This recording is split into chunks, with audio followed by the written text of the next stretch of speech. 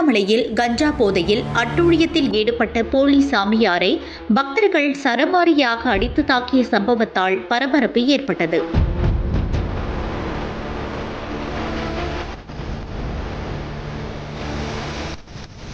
உலக பிரசித்தி பெற்ற பஞ்சபூத ஸ்தலங்களில் அக்னி ஸ்தலமாகவும் நினைத்தாலே முக்தி அளிக்கும் திருத்தலமாகவும் விளங்கக்கூடிய அருள்மிகு அருணாச்சலேஸ்வரர் திருக்கோவிலின் கிரிவல பாதையில் உள்ள பஞ்சமுக தரிசனம் அருகே போலி சாமியார் கஞ்சா போதையில் கிரிவலம் வரும் பக்தர்களிடம் விபூதி பூசி விட்டு பணம் பறிக்கும் நோக்கில் செயல்பட்டதால் இளைஞர்களும் நடைபாதையில் கடை வைத்திருக்கும் நரிக்குருவர் இனப்பெண்ணும் சரமாரியாக தாக்கிய சம்பவத்தால் பெரும் பரபரப்பு ஏற்படுத்தியது.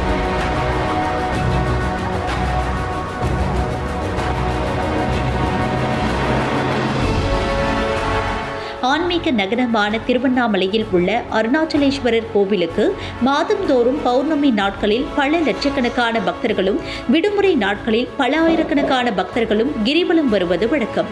அதன்படி கிரிவலம் வந்த பக்தர்களிடம் விபூதி பூசிவிட்டு பணம் பறிக்கும் நோக்கில் கஞ்சா போதையில் போலி சாமியார் ஈடுபட்டுள்ளார். அப்போது கிரிவலம் வந்த பக்தர்களிடம் போலி சாமியார் கஞ்சா போதையில் கையில் கற்களை தூக்கிக் கொண்டு இளைஞர்களையும் நடைபாதையில் கடை வைத்திருக்கும் நரிக்குருவர் இனப்பெண்ணையும் தாக்க முயற்சி செய்துள்ளார்.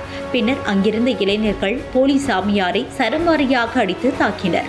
அதனைத் தொடர்ந்து நரிக்குருவர் இனப்பெண்ணும் போலி சாமியாரை சரமாரியாக தாக்கி சட்டி பிடித்து இழுத்து வந்து செருப்பால் அடித்த சம்பவம் பெரும் பரபரப்பை ஏற்படுத்தியது.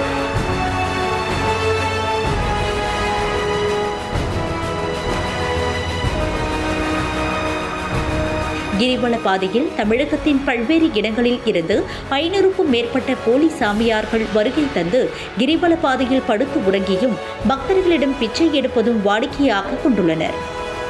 இதனை கண்டறிந்து திருவண்ணாமலை மாவட்டம் காவல்துறையினர் இதுபோன்று கஞ்சா போதையில் பக்தர்களிடம் அட்டூழியத்தில் ஈடுபட்டு வரும் போலி சாமியார்களை கைது செய்து நடவடிக்கை எடுக்க வேண்டும் என பக்தர்கள் கோரிக்கை விடுத்துள்ளனர்.